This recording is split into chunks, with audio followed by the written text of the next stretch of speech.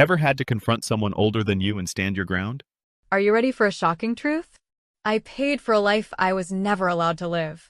That is the part people never see, because on the surface my family looked normal, even comfortable, and if you glanced quickly you might think we were balanced. But when you slowed down and followed the money, when you looked at the names on the bills, when you checked who was actually signing the contracts, it was me. Every so-called family expense was sitting on my back. And still, when it came time for something joyful, like the trip they had been planning for years, suddenly there was only enough for one ticket, and it went straight into my brother Evan's hands while I was told to smile and wave from home. It started small, the way these things always do. I was the responsible one, the one with the steady job, the one who always paid on time. My mom used to say, "Maya, you have a good head on your shoulders, so just put this under your account for now, it will be easier." That is how the family phone plan landed in my lap. That is how the Wi-Fi contract was tied to my email. That is how the living room set was financed under my credit. That is how the car insurance was bundled with my policy, even though I was the only one with a clean record. At first, I believed them when they said it was temporary. At first, it felt like I was helping, being useful, being the daughter who could carry a bit of extra weight. But a bit turned into nearly everything, and suddenly my paycheck wasn't really mine at all. Evan, of course, was the golden boy. He had charm, he had stories, and he had the kind of smile that made my parents melt. If he was late on bills, it was because he was still finding himself. If I ever complained, it was brushed aside with, "Well, you know your brother, he is just wired differently." What they meant was that he was irresponsible, but they never said it out loud. They said he was special, gifted, unlucky in timing, whatever excuse was convenient that day. Meanwhile, I was the one picking up the overdraft fees and smiling through my teeth when the streaming accounts renewed under my card. Then came the trip. A Mediterranean cruise. Mom had dreamed of it for years, Dad acted like it was his reward for working hard, and Evan talked about it like it was destiny. I had paid into the timeshare deposit that made the cruise even possible, because 2 years earlier they had convinced me it was for the family. So when I heard them whispering in the kitchen about tickets, I assumed naturally I was part of the plan. I was wrong. They sat me down and said, very carefully, that there was only enough for one ticket. They had talked it through, and Evan needed the break more than anyone. I was told I would understand, because I had a steady life and responsibilities, and he had been under so much pressure. I laughed at first, thinking it was a joke, because the math was insane. My name was on the deposit, my paycheck had covered so much of the furniture and utilities they would enjoy when they came back, and yet I was cut out.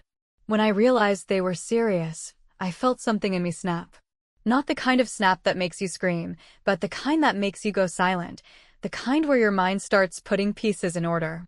I excused myself, walked to my room, pulled out a folder of receipts I had kept without even realizing why, and started laying them out on my bed. Phone plan, mine.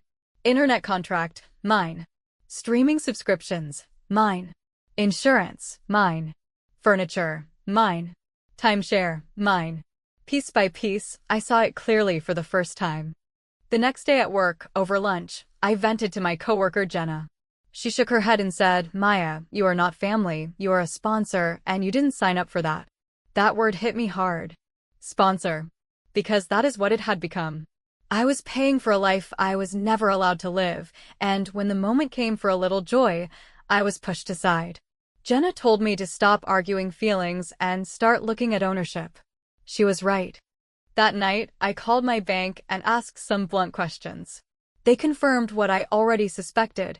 Every one of those contracts was tied to me, and I had the full right to cancel, reclaim, or restructure them. I also realized something else. They had been using guilt to control me for years, but guilt does not appear on a contract. Numbers do. Paper does. Ownership does. I could end this cycle without shouting, without begging, without having to justify myself one more time. By the time they packed their bags for the cruise, I had already started building my checklist. I wrote across the top what I pay for. Then under it, one by one, I listed every item that lived under my name. By the time I was done, the list filled a page and a half. At the bottom, I wrote a single line, If there is only enough for one ticket, then there is only enough for one account holder. Me. And that was the turning point.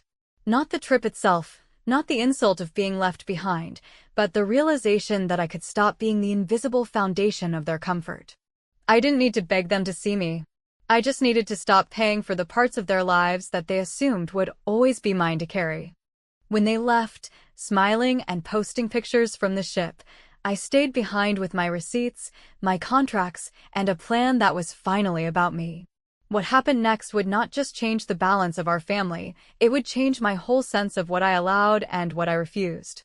And as I closed that folder of receipts, I whispered to myself, game on. The morning after they sailed, I brewed coffee strong enough to keep my resolve awake and opened the notebook where I had written the heading in thick pen, and while the house was finally quiet, I began treating my life the way I treated projects at work, with a calm checklist, a column for ownership, a column for dates, and a column for what would happen next if anyone besides me wanted to keep enjoying the things they never paid for, because I understood that if I let this become another family argument, it would dissolve into feelings and guilt and old stories, but if I kept it in the language of contracts and policy and dates, I would win without raising my voice. I started with the phone plan, which had been presented years ago as a sweet idea to keep the family connected, but in reality functioned like a pipeline from my account straight into everyone's pockets. And after a short call filled with those little identity questions I answered from memory, because I was the one who had always handled this, I ported my number out to a single line in my name and set the family plan to end at the end of the billing cycle. And I asked the representative to note on the account that any continuation would require a new owner of record with their own payment method, and when I hung up, I felt the first clean slice of air. Next came the internet, because no one in that house had respected the fact that every month I paid for the signal that let them stream shows and post vacation photos, so I opened the provider chat, confirmed that termination on a specified date would not trigger equipment fees if I returned the modem in person, scheduled the shut-off for the day before they were due back, and requested the barcode for a drop-off, which I saved to a folder labeled with the month and the words service changes. And while I waited for the confirmation email, I logged into the streaming services and removed every device except my phone and my laptop, then turned on two-step sign-in using an authentication app that lives only on my phone, because I was done with the habit of letting everyone casually log in under my name as if access were a birthright. The furniture was trickier, not because I had any doubts about ownership, but because reclaiming something large brings noise, and I wanted precision instead of drama. So I pulled up the financing agreement and read the paragraph that said the vendor retains the right to repossess upon the account holder's request due to non-payment by other users if the items remain at the service address tied to the contract. And I called the number printed under that clause, and a man with a calm voice confirmed that as the buyer I could schedule a pickup and that the crew would verify identity with a one-time code texted to the number on file, which was mine, and we set the date to match the internet shutoff. And I wrote the code on a sticky note for myself with a reminder to delete it afterward. Insurance sat in its own category of headache because the family bundle had given everyone a discount and given me lifelong stress.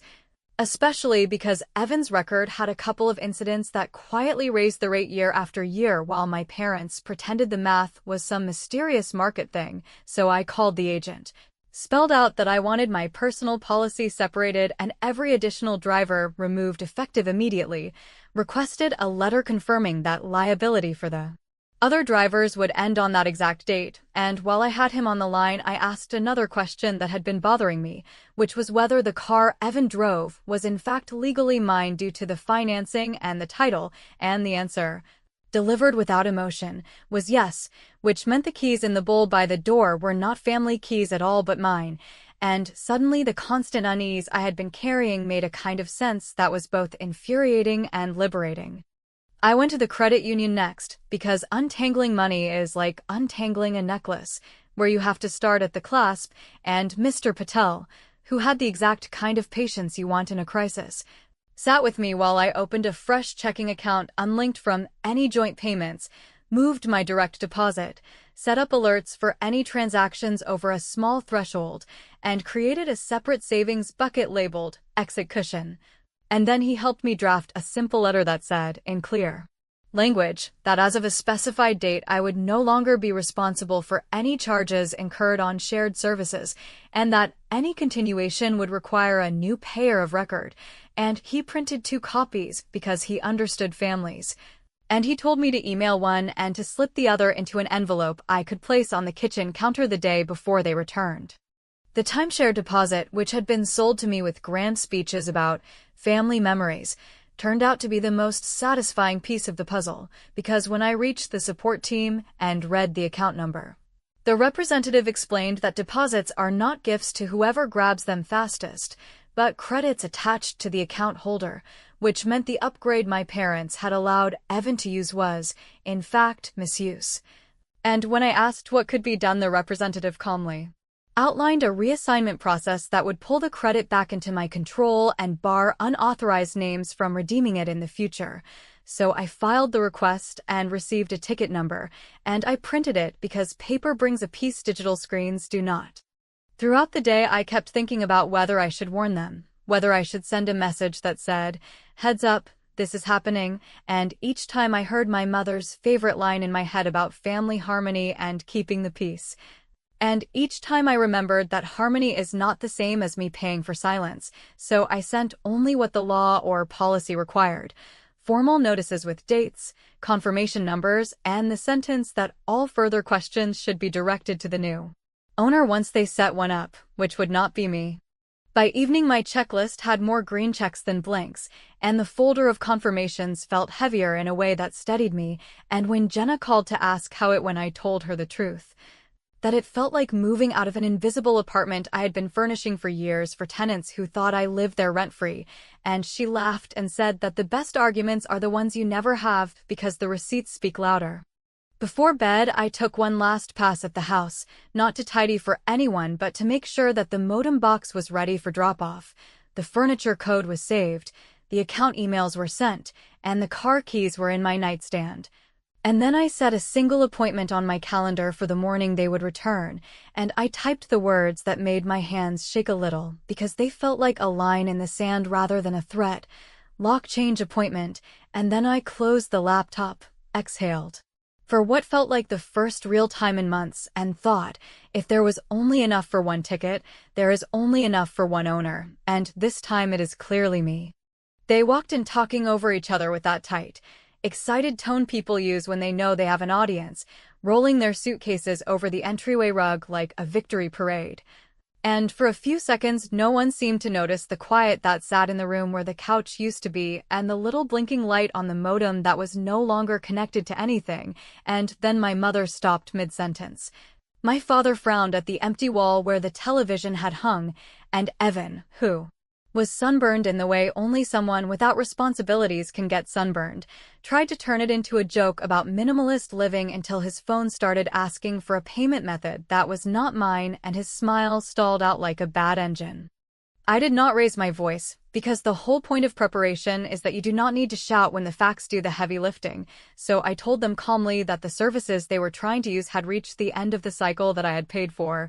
That continuation now required a new owner with a working card, and that there was a printed letter on the counter explaining dates, terms, and next steps in the plainest language I could manage. And when my mother started with her favorite line about family harmony, I said harmony requires shared effort, not one person subsidizing everyone else while being told to be grateful for being useful.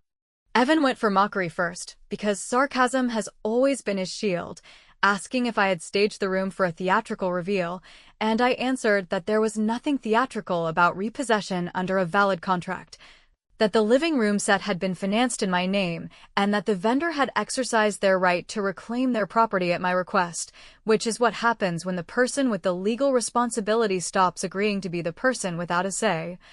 And I handed him the receipt with the one-time code and the pickup confirmation, so he could see the timestamp lined up exactly with the end of my billing window. My father tried the pragmatic route, asking whether we could just flip it back on for now, while we talked, as if a conversation held under continuing subsidy would be anything but a negotiation conducted with my money as the bargaining chip.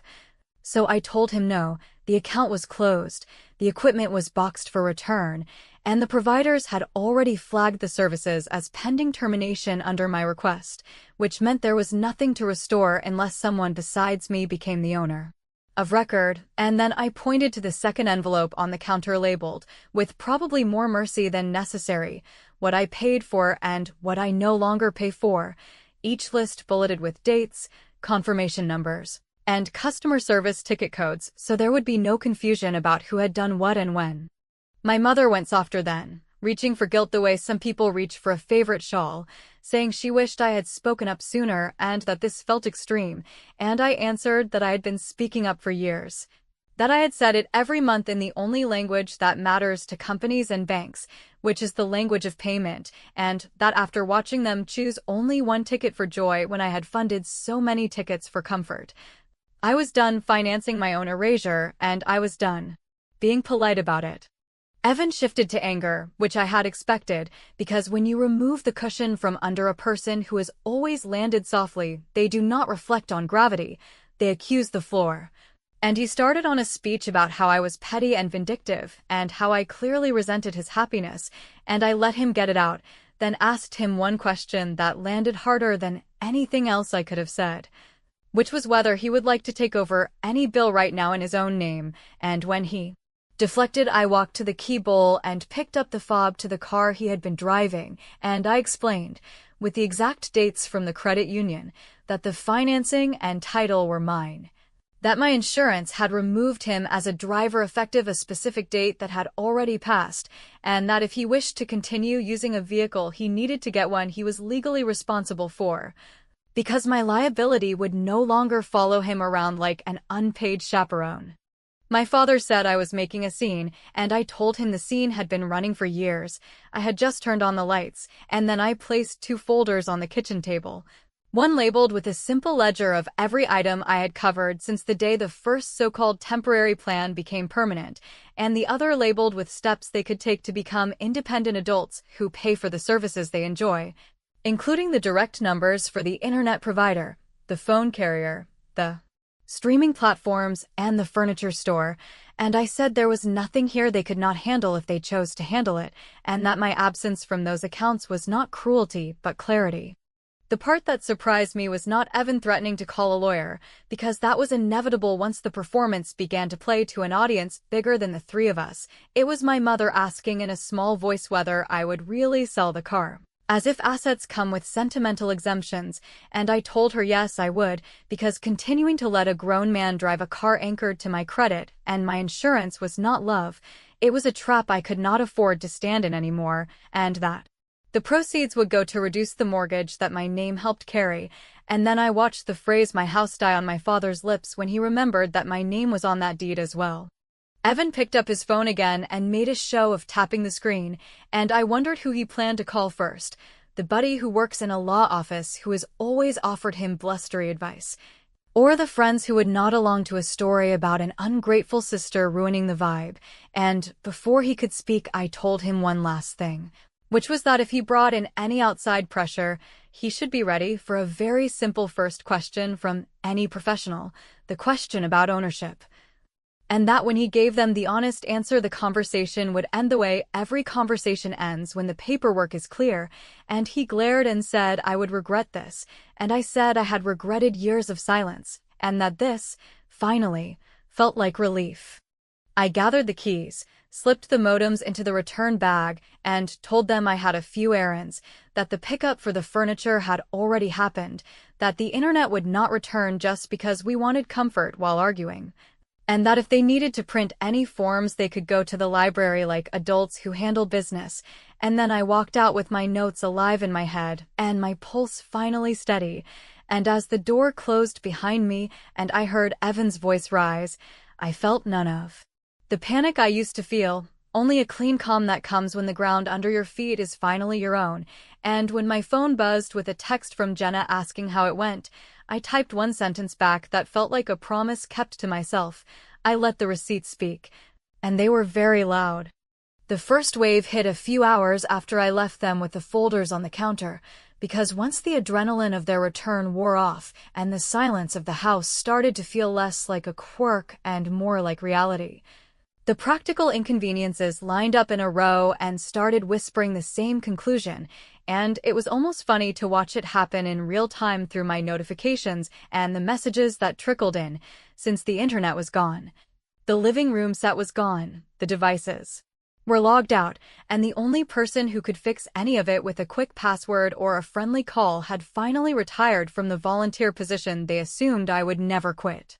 Evan went for the narrative first, which made sense for someone who lives on performance, and I could tell because mutual friends started pinging me with careful phrasing that sounded exactly like his voice, asking if everything was okay and offering that they had heard I was going through something and might be lashing out, and I typed back longer answers than they probably expected.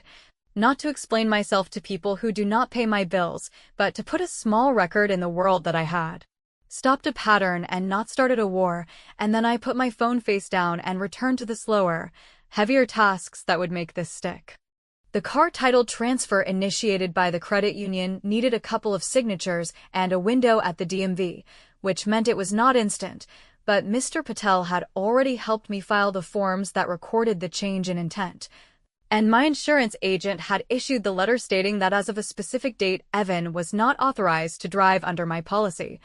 So when he tried to renew the sticker or add himself to a new plan, he would find the old cushion gone and a premium that reflected his real record. And yes, I took a petty breath of satisfaction when the agent explained how steep that jump would be without my clean history smoothing the curve, because sometimes justice is simply the math finally being honest.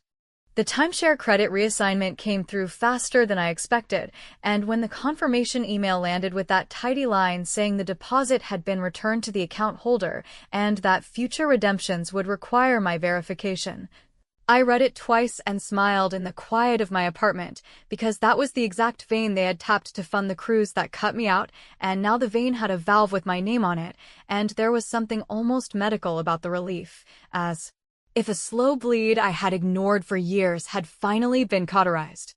My mother tried the phone next, leaving a voicemail that sounded like a tour through the family museum of greatest hits, with exhibits featuring the importance of togetherness and the risk of outsiders hearing about our business and the plea that I consider appearances, and I saved it because I wanted to remember the moment I stopped mistaking a polished frame for a healthy picture.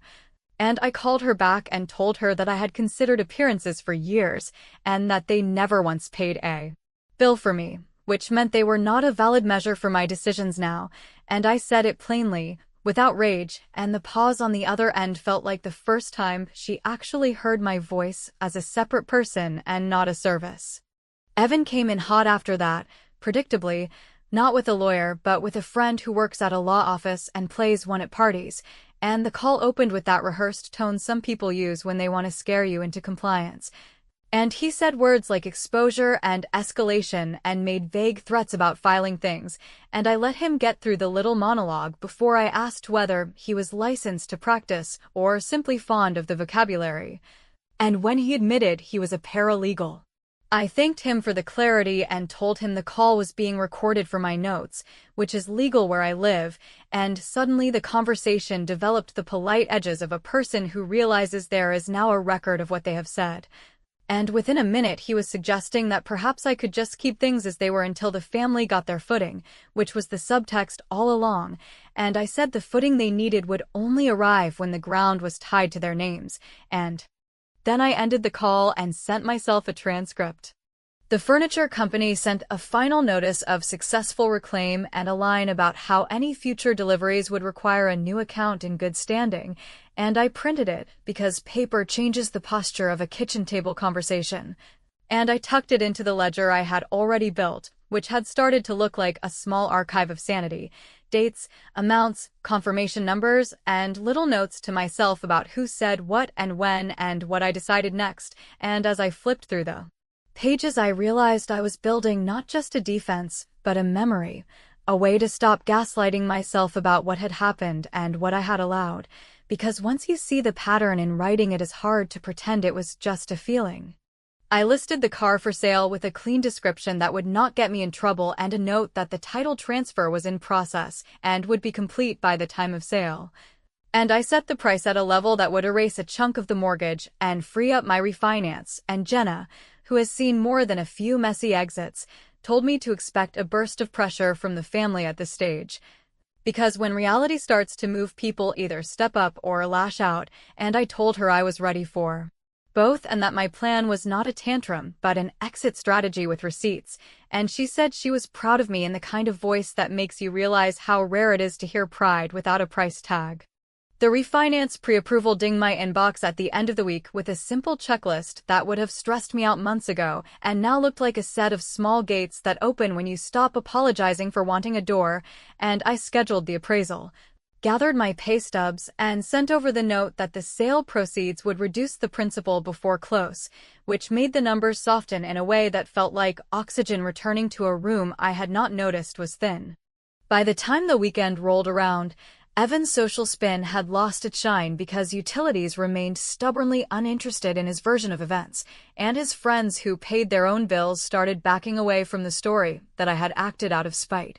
Since the simplest explanation is often the right one, which is that the person paying decided to stop paying, and with the audience shrinking he pivoted to family, showing up at my door with the kind of posture that used to make me cave, trying to wedge his foot into the last open gap of my guilt, and I let him talk until he said the quiet thing out loud, that he needed me to roll things back for now so he could figure it out.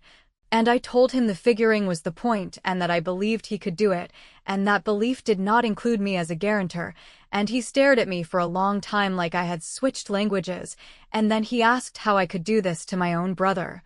And I said I had stopped doing it, which is different. He left with a parting shot about how I would be sorry when this blew up, and I said it had already blown up. He just did not hear it from the deck of a ship where he was busy curating joy. And when the door clicked behind him, I felt the strangest mix of grief and relief, because loving someone does not mean underwriting them forever, and because endings feel like failures even when they are corrections. And I sat on the floor with my ledger and my coffee and the refinance email and thought about how simple it all looked on paper and how complicated it felt in my chest, and then my phone buzzed with a new message from an unknown number that said, without a name, that they could make this go away if I cooperated, which was either an amateur attempt at intimidation or a clue that the next round would be messier, and I stared at it for a long moment and then hit save, because I have learned that every threat looks small when you pin it to the page, and because the final move was coming. And I wanted to be ready to play it without flinching. The message from the unknown number stayed on my phone like a stain, short and smug in a way that suggested whoever sent it believed I would panic and come crawling back to the role they had written for me. But instead of fear, it produced something closer to focus. Because threats lose their teeth when you know they are made out of desperation, and desperation was exactly what had begun to shape my family's world once the scaffolding I had built quietly for years finally collapsed under its rightful owner.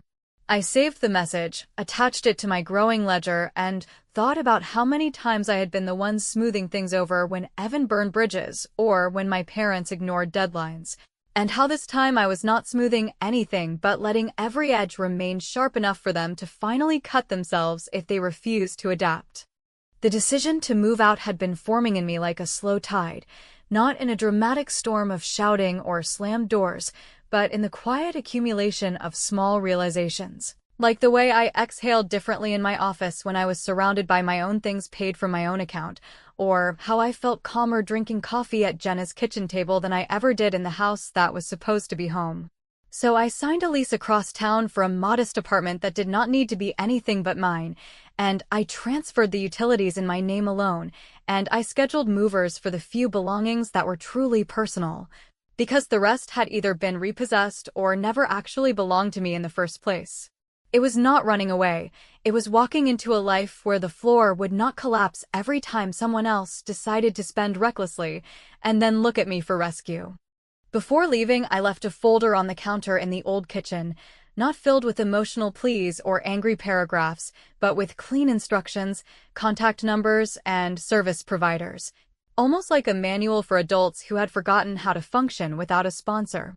In that folder, I placed copies of all the letters, cancellation notices, and receipts that spelled out precisely when my responsibility ended, and on the last page I attached a spreadsheet I had built late at night, listing month after month of payments I had covered, from the phone bills and streaming subscriptions to the couch installments and insurance premiums, each one tied to the dates and amounts, ending with a single line in bold, "Only one ticket."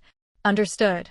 I knew they would either ignore it or scoff, but I also knew it would sit there like a mirror they could not entirely avoid, and perhaps one day they might read it not as betrayal, but as the truth finally documented.